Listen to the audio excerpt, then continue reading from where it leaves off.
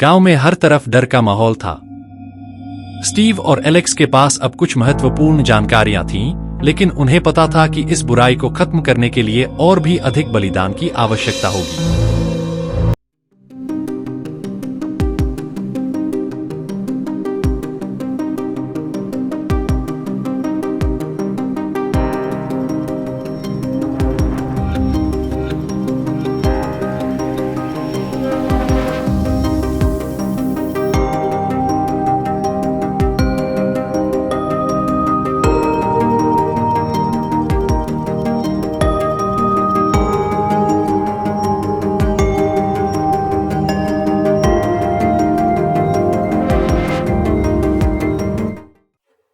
उसी समय गांव पर एक भयानक हमला हुआ।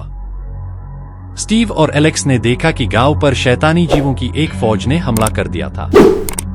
वे जीव अजीब सी छायाओं के रूप में थे, जिनकी आंखें लाल थीं और वे किसी भी चीज को नष्ट कर सकते थे। गांव के लोग चीख रहे थे और अपनी जान बचाने के लिए भाग रहे थे। स्टीव और एलेक्स ने गांव के पुराने लोहे के गोलेम को जागृत करने का निर्णय लिया। यह गोलेम गांव की सुरक्षा के लिए बनाया गया था, लेकिन कई सालों से इसे इस्तेमाल नहीं किया गया था। स्टीव ने जल्दी से गोलेम के पास जाकर उसे सक्रिय किया। गोलेम ने तुरंत ही उन शैतानी जीवों के साथ लड़ाई शुरू कर दी। उसकी ताकत और दृढ़ता के आगे जीव कमजोर पड़ने लगे, लेकिन वे बहुत अधिक थे और गोलेम को खुद को बलिदान करना पड़ा।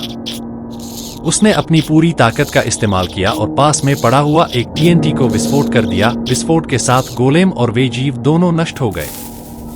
स्टीव और एलेक्स ने देखा कि गोलेम ने अपनी आखिरी ताकत का इस्तेमाल किया और खुद को बलिदान कर दिया।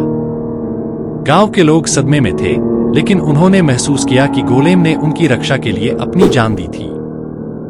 स्टीव ने गोलेम के पास जाकर उसकी आखिरी फूल को उठाया और एक स्मारक के रूप में गांव के बीच में रखा।